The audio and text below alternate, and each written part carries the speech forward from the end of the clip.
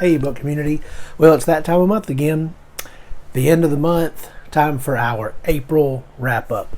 Now, I had already did a video earlier on in the month of our mid-April update, and in that video we talked about how I read The Way of a Dan by Dr. Philip Chase, which is a very good book. If you'd like to hear that review, you can go back and listen to that.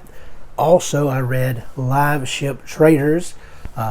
I enjoyed entering into the next phase of the realm of the Elderlings, and I look forward to moving on to Mad Ship. But now, what have I read since then? Well, let's talk about that. First off, I started off after the midpoint of the month with Heir of the Empire, Star Wars Heir of the Empire, the first book of the Thrawn trilogy. I just had to say about this, I loved it. Sometimes I feel like all I say about books is this book was good, or I don't really ever have to talk about books that weren't good, but book good. But really, I really enjoyed this book, and I'll tell you why. A couple of different reasons. Number one, it was good to get back to these legacy characters. You have Luke, Han, Leia, Chewie, and others that was just good to return to. I don't know what you think about what Disney's doing with Star Wars today, but I'm not here to really talk about that. But I enjoyed this. This is the pre-Disney days, and I enjoyed this. It was just so refreshing to get back to them. Also, it's an easy read. As I'm reading Han, his point of view, it's like I can hear him saying that. And not really just these beautiful prose or anything like that, but just so entertaining, so refreshing, so good to be with these characters, and an easy read, a quick read. I flew through it and loved it. And if you haven't checked this out, in fact, I have a friend who has just ordered all 3 books himself to begin reading them. You should do that because it was very good, especially if you're a Star Wars fan. Next up, and not necessarily in the order that I read the books, but I'm going to talk about this one next, is Percy Jackson's Sea of Monsters. Now, this is not something I would normally, or not really one of my normal reads. I read the first Percy Jackson book back in the fall, and I did enjoy it. I've talked about that it's probably a type book that you can read with your kids. I know Mike from Mike's Book Reviews has been doing that himself, but it's good for that. But also, it's really like a palate cleanser. Again, just as I said before, it's an easy read, something you can fly through very quickly. A lot of action in these books. Probably didn't enjoy this one as much as I enjoyed the first one, but it was still good. I still did enjoy it, and I will continue. Probably won't, not a priority. Well, not one of my priority series, but something I will continue on as I have time in the future. Like I said, maybe just as a palate cleanser or something like that. The next book that I'll talk about is Phans Gambit by Rob J. Hayes. Now, Tori from Tori Talks really turned me on to these books. This is a Mortal Technique series, Mortal Technique story. And the first book in this series was Never Die. And Never Die just blew me away. In fact, Never Die really was my first self-pub book to read. I had never read, to my knowledge, I've never read one before then. And so I enjoyed it. Action from beginning to end. The very first line in the book just grips you automatically. And I enjoyed it. So I was ready to get to the second book, Phans Gambit.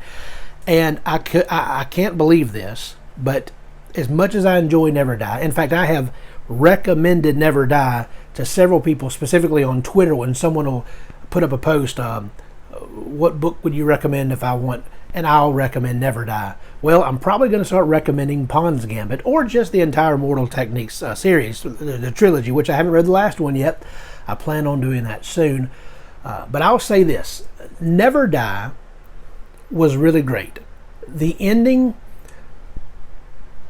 I'm not sure if I quite fully understood the ending as well as I probably should have, but it was very interesting. The ending really landed with me. The entire book landed with me, but specifically the ending, I love the way he ends this book. Not giving away any spoilers or anything like that, but it was so satisfying. And so that if you're interested in these, it's kind of an almost an Asian type culture background, samurai. If you like anime, I'm very limited in the amount of anime that I have consumed. However, that's what it reminds me of as I'm reading it. I can almost see the action, the characters in that anime type style. So anyway, if you like something like that, if that sounds like it's up your alley, please check this out. Rob J. Hayes. And I know he has several other series that he's worked on, and I will be reading them as time goes by. The last book I'm going to talk about in this April update, or April wrap-up, is this. Stephen King's Desperation. Now, I have read several Stephen King books so far. Probably not near as many as some of the other. If you're looking for someone who can tell you all about Stephen King, I'm not the guy. I'm new to his works, though I've probably read 4 or 5 of his books so far, and I plan to read more. This is one, Desperation, is one that I had heard was not one of his best. Well, I can't really answer that when you compare it to to the entire body of his work. But I'll say this, it definitely wasn't the worst book I've ever read. But I have to say some things about Stephen King. Some things that you already know. We may agree, may disagree on some things. But anyway, Stephen King is a wonderful character writer. He'll throw 10, 20 characters at you, and you would think, well, how in the world can he really make me... I probably won't care about all of them. Not the way it is with Stephen King. You will love the characters he throws at you. You will hate some of the characters he throws at you. It'll break your heart if they die, or you'll be happy when they die. You will feel something about his characters.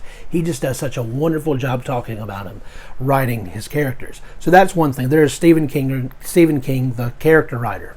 But also there's Stephen King, the coming-of-age writer. And this book has that as well. There's a boy about 11, 12 years old, and Stephen King just does a wonderful job talking about this young boy. He did it in It, and in other books, other works. He's known for writing good coming-of-age stories. Also, if you're looking to be scared, there was a particular scene in this book that had me on edge. I had chills. I've talked to my wife about it. It really hit home for me, and it was very chilling, a very chilling scene. Several, but one in particular. So that's slipping out of the slipcase. Anyway, but if you're into that Stephen King can provide that. But then there's also, I would say, the negative. Sometimes Stephen King can tend to be unnecessarily vulgar. I know that's where some people are going to have differences of opinions on. Some may say, well, you're just a prude. Well, I may be a prude in some ways, but there are times when I feel like he slips off into saying things or describing things that I'm thinking, you really didn't have to go there, but he does. That's Stephen King. So you take it, leave it, you love it, you hate it. That's just Stephen King. But anyway, everybody knows you don't need just my word for it to talk about how good of a writer Stephen King is, or what he does good or what he doesn't do so good. But this particular book, Desperation, I'm glad I read it. I'm going to continue on. In fact, I'm trying to decide which one I'm going to pick up next, what book I'm going to pick up next after this. So if you have any suggestions, go ahead. I've read, I was going to say The Shining, but I've not read The Shining. That's one of the ones I want to read. So there's Desperation. I've read most of The Stand. I've read probably 75% of The Stand. I haven't quite finished it yet. I've divided it in smaller chunks as I've read it. Several books. Salem's Lot. That's what I was looking for. I'm looking over at my Stephen King bookshelf. Salem's Lot is my favorite I've read from him so far. I said It.